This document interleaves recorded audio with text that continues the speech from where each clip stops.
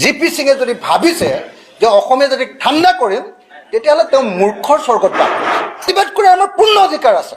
GP সিঙক সকীয়াই দিছোঁ, মুখ্যমন্ত্ৰী হিমন্ত বিশ্ব শৰ্মাক সকীয়াই দিছোঁ, প্ৰধানমন্ত্ৰী নৰেন্দ্ৰ মোদীক সকীয়াই দিছোঁ যে আমাৰ ওপৰত দাদাগিৰি কৰি এনেকৈ তোমালোকে আমাৰ ওপৰত বিদেশীৰ বোজা জাপি দিবলৈ চেষ্টা নকৰিবা। কাৰো দাদাগিৰিত ভয় কৰা জাতি অসমীয়া নহয়। পৃথিৱীৰ কোনো শক্তিয়ে আমাক আমাৰ ৰাজনৈতিক অধিকাৰৰ পৰা বঞ্চিত কৰিব নোৱাৰে। ইয়াত জিপি সিং বাদ দিয়ক, হিমন্ত বিশ্ব বাদ দিয়ক, নৰেন্দ্ৰ মোদী বাদ দিয়ক, ভগৱানে আহি ক'লেও এইটো নহ'ব। মই মানে ইয়াৰ আগতে জিপি সিঙৰ টুইট সম্পৰ্কে ৰাজহুৱাকৈ কৈছোঁ। সেইদিনা আচলতে আকস্মিকভাৱে সাংবাদিকসকলে মোক প্ৰশ্নটো সুধিছিলে, মই গম পোৱা নাছিলোঁ তেতিয়া। আকস্মিকভাৱে মোক সুধিছিলে আৰু মই নিজে আচৰিত হৈছিলোঁ যে এজন পুলিচ প্ৰধানে এনেকুৱা এটা সংবিধান বিৰোধী কথা কোৱাৰ অধিকাৰ ক'ত পালে?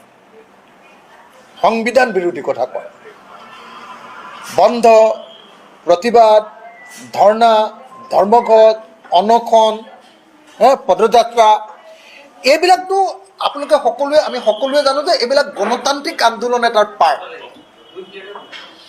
কিন্তু সেই গণতান্ত্ৰিক আন্দোলন এটা কৰিবলৈ যাওঁতে যদি আমি কেতিয়াবা ক'ৰবাত ভঙা চিঙা কৰোঁ, ধ্বংসলীলা কৰোঁ কোনোবা আন্দোলনকাৰীয়ে, তেতিয়াহ'লে কিবা এটা তাৰ ওপৰত ব্যৱস্থা ল'ব পাৰে। কিন্তু গণতান্ত্ৰিকভাৱে এটা বন্ধ পালন কৰাটো কোনো ধৰণৰ সাংবিধানিক, মই ক'তো ধৰণৰ সংবিধানে তাৰ বিৰোধিতা কৰাটো ক'তো দেখা নাই। কিন্তু কৌশলপূৰ্ণভাৱে গুৱাহাটী উচ্চ ন্যায়ালয়ৰ এটা ৰায়ৰ প্ৰসংগত কি ৰায়? যে যদি কোনোবাই ধ্বংস কৰে তেতিয়াহ'লে তাৰ ক্ষতিপূৰণ দিব লাগে। সেই প্ৰসংগটো তেওঁলোকে কি কৰিব খুজিছে? ইন জেনেৰেল বন্ধ, in general hartal, in general আন্দোলন, এই বিষয়টোৰ ওপৰত জাপি দিব খুজিছে।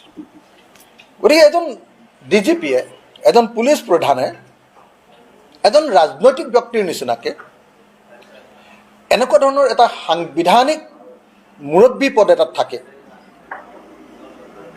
এনেকুৱা ধৰণৰ অসাংবিধানিক কথা বতৰা কোৱাটো একেবাৰে অগণতান্ত্ৰিক, স্বৈৰতান্ত্ৰিক আৰু ফেচিটাৰী।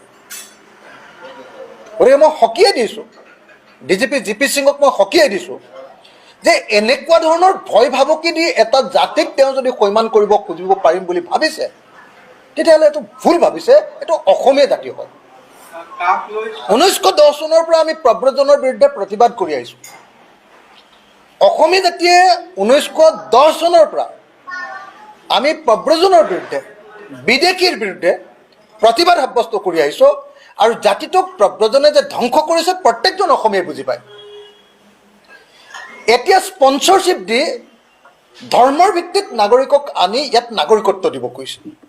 আৰু সৰু সুৰা নাগৰিক নহয়, কম নাগৰিক নহয়, সংখ্যাৰ পিনৰ পৰা প্ৰথমতে নাগৰিকত্ব পাব 15 পৰা 20 লাখ মানুহে, আৰু তাৰপিছত বাংলাদেশৰ পৰা 1,70,00,000 মানুহ অহাৰ সুবিধাটো ওলাই পৰিব। তেনেকুৱা এটা ভয়াৱহ ষড়যন্ত্ৰ কেন্দ্ৰীয় চৰকাৰ